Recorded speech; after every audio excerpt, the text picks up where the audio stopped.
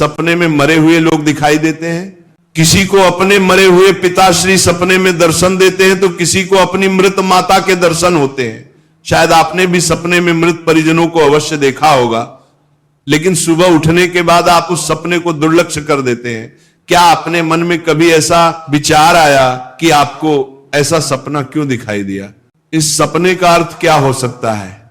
लेकिन क्या आप जानते हैं, सपने में मरे हुए परिजन दिखाई देने पर हमें महत्वपूर्ण संकेत भी मिलते हैं।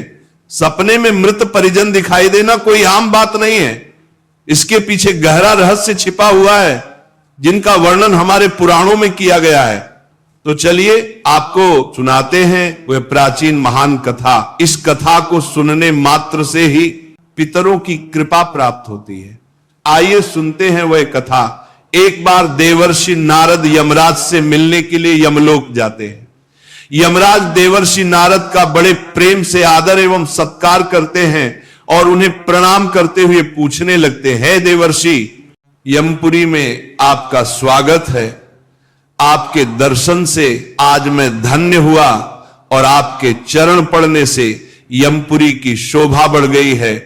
इस प्रकार से यमराज के द्वारा स्वागत किए जाने पर देवर्षि नारद प्रसन्न होते हैं और यमराज को भी प्रणाम करते हैं और कहते हैं, हे मृत्यु के देवता यमराज, आपको भी मेरा प्रणाम है।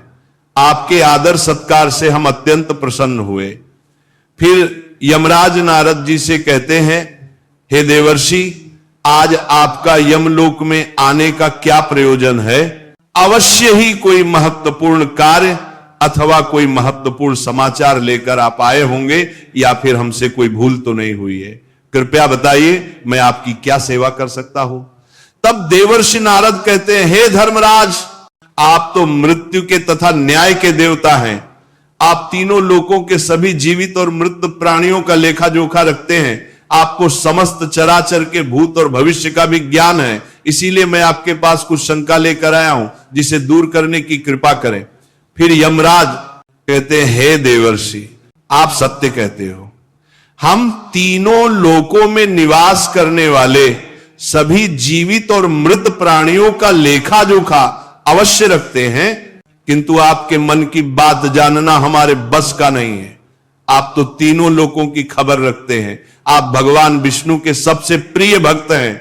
आप समस्त शास्त्रों का भी ज्ञान रखते हैं, किंतु अगर आप मुझसे कुछ जानना चाहते हैं तो मैं अवश्य ही आपकी सहायता करूंगा। हे देवर्षि, आपकी जो भी शंका और प्रश्न है आप निसंकोच पूछ सकते हैं। मैं अपने सामर्थ्य के अनुसार उनका जवाब देने का प्रयास अवश्य ही करूंगा। देवर्षि नारद कहते हैं, हे यमराज, मैं पृथ्वी लोक का भ्रमण करके आया हूं। मैंने पिशाच, प्रेत, कुष्मांड, बेताल, चुड़ैल, पिशाचिनी आदि प्रकार की कई विचित्र चीजें देखी हैं जो जंगल में निवास करती हैं। इसके साथ ही मैंने देखा है, ये सभी दुष्ट शक्तियां मनुष्यों को परेशान करती हैं, उन्हें दुख देती है। इसका क्या कारण है? ये सभी बुरी शक्तियां मनुष्य को क्यों परेशान करती हैं? तथा मेरे मन में एक प्रश्न है कि मनुष्य कई बार सपने में अपने पूर्वजों को देखता है, तो इसका क्या अर्थ होता है? सपने में मरे हुए लोग दिखाई देने का क्या मतलब है? इससे मनुष्य को कौन से संकेत मिलते हैं?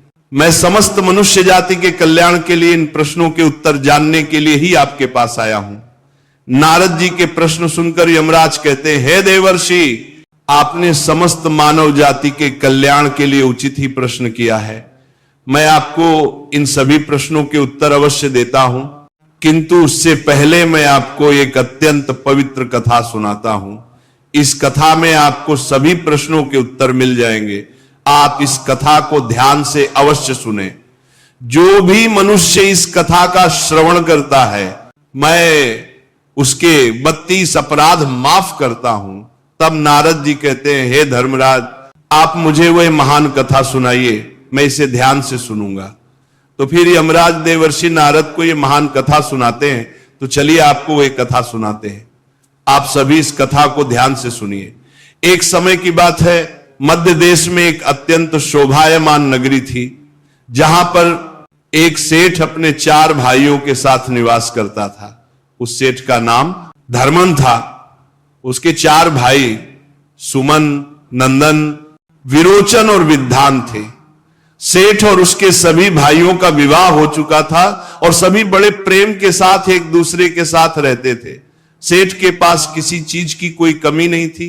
वह और उसके भाई बहुत मेहनती थे और मिलजुल कर व्यापार और खेती करते थे। पूरे नगर में सेठ के जितना कोई धनवान नहीं था। ये सारी संपत्ति सेठ को उसके पूर्वजों से ही प्राप्त हुई थी। सेठ के पूर्वज महादानी और दयावान थे। वे सभी दान धर्म तथा अनेक प्रकार के यज्ञ हवन आदि धार्मिक कार्य किया करते थे, किंतु सेठ कंजूस स्वभाव का था और उसके अंदर पूर्वजों के लक्षण नहीं थे। सेठ ने दान धर्म करता और ना ही यज्ञ तथा हवन आदि कार्य करता था। सेठ ने धन तो बहुत इकट्ठा किया था, किंतु उसने कभी अपने धन का सदुपयोग नहीं किया। उसने कभी किसी को फूटी कौड़ी भी दान में नहीं दी और ना ही उसने कभी दूसरों को भोजन कराया। सेठ के पूर्वज तो मंदिरों में भंडारा दिया करते थे, गरीबों को वस्त्र तथा अन्न का दान किया करते थे, लेकिन सेठ ने अपने पूर्वजों का कभी अनुसरण नहीं किया। वह हमेशा ही धन कमाने में और धन का संचय करने में लगा रहता था, जिससे उसके पास बहुत सारी धन संपत्ति तो हो गई, लेकिन उसके पूर्वज उससे बहुत दुखी और नाराज हो गए। फिर पितृपक्ष आया। पितृपक्ष में सभी पूर्वज अपने पुत्रों के द्वारा श्राद्ध और तर्पण की अपेक्षा कर रहे थे, किंतु उनके किसी भी पुत्र ने अपने पूर्वजों के लिए श्राद्ध किया और ना ही तर्पण किया। उन्होंने ना दान धर्म किया और ना ही किसी भूखे प्राणी को भोजन कराया। अपने पुत्रों को ऐसी दुष्टता देखकर सभी पितृगण अत्यंत दुखी हुए। सेठ के पूर्वजों को अपने पुत्र का व्यवहार ठीक नहीं लगता था। इसी कारण से वह पितृलोक में भी दुखी ही रहा करते थे। धन कमाने के लालच में सेठ इतना उन्मत्त हो गया कि वह अपने पूर्वजों को भी भूल गया और उसने अपने पूर्वजों का श्राद्ध तथा तर्पण आदि कार्य करना भी बंद कर दिया, जिससे उसके पूर्वजों की आत्मा की तृप्ति नहीं होती थी। वे अपने पुत्र के ऐसे व्यवहार से दुखी रहने लगे। फिर एक दिन उस सेठ के पूर्वज चर्चा करते हैं। वे एक दूसरे से कहने लगते हैं, हमारा बड़ा ही दुर्भाग्य है जो हमारे कुल में इतने स्वार्थी और लालची पुत्रों का जन्म हुआ है। हमारे पुत्र हमारे लिए श्राद्ध करते हैं और ना ही दान धर्म करते हैं। हमारे पुत्रों के कुकर्मों के कारण हमारा पतन हो रहा है। इस प्रकार से विचार करके वे सभी पितृ अपने पुत्रों से मिलने के लिए जाने के विषय में सोचने लगते हैं और कहते हैं हमें यमराज के पास जाना चाहिए। अब वे ही हमारी इस समस्या का समाधान कर सकते हैं। हम सभी यमराज के पास जाकर उनसे हमारे पुत्रों को मिलने के लिए जाने की अनुमति मांगेंगे। फिर सभी पितृगण आकाश मार्ग से उठते हुए पितृलोक से यमलोक में यमराज के पास जाते हैं। वहां पर जाकर वे सभी यमराज को नमस्कार करते हैं। पितृगणों को यमपुरी में आया हुआ देखकर यमराज भी उनका स्वागत करते हैं और उनके आने का कारण पूछते हैं। तब सभी पितृ हाथ जोड़कर अपना दुख बताने लगते हैं। वे सभी पितृ यमराज से कहते हैं, हे धर्मराज, हमारे पुत्रों की मति भ्रष्ट हो गई है। हमारे पुत्र न दान करते हैं और न श्राद्ध और तर्पण करते हैं। उनके अशुभ आचरण से हमारा पतन हो रहा है। वे कभी दान धर्म नहीं करते हैं, जिस कारण से हमारी संतुष्टि नहीं हो रही है। कृपया आप हमें हमारे पुत्रों से मिलने के लिए एक बार जान दे।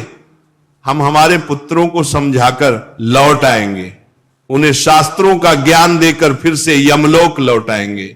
तब यमराज ने उन्हें आज्ञा देते हुए कहा, हे महात्माओं, तुम अपने पुत्र को मिलने के लिए तो नहीं जा सकते, किंतु तुम अपने पुत्र को स्वप्न के माध्यम से संकेत अवश्य दे सकते हो। इसीलिए आप सभी अपने पुत्रों को उनके सपने में जाकर संकेत देकर उन्हें अपना दुख समझा सकते हैं।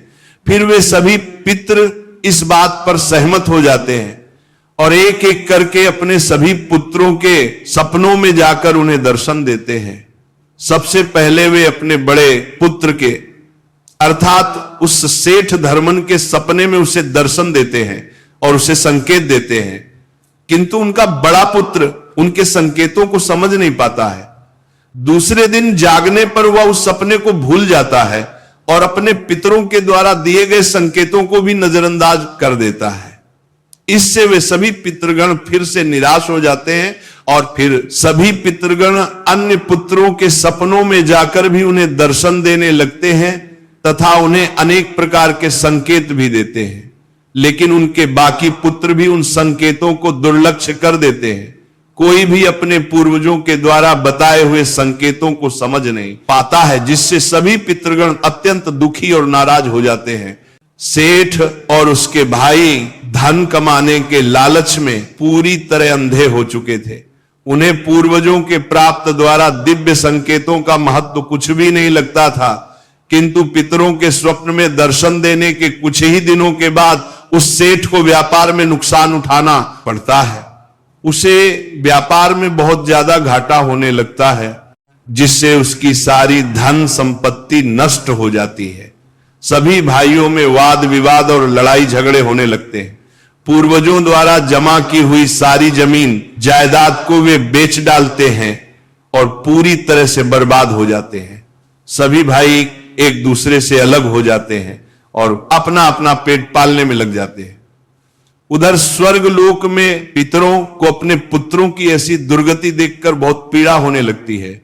सभी पितृगण अत्यंत दुखी और उदास हो जाते हैं। फिर से वे सभी यमराज के पास जाते हैं और कहने लगते हैं, हे धर्मराज, हमसे हमारे पितरों की ऐसी दुर्गति नहीं देखी जाती है। हमारे द्वारा किए गए सभी पुण्य कर्मों को हमारे पुत्रों ने नष्ट कर डाला है। कृपया आप कुछ ऐसा उपाय करें जिससे हमारे पुत्रों को उनकी भूल का पता चल जाए। फिर यमराज उन पितरों से कहते हैं, हे महात्माओं, तुम्हारी इस व्यथा को मैं समझता हूं, मैं तुम्हारी अवश्य ही सहायता करूंगा।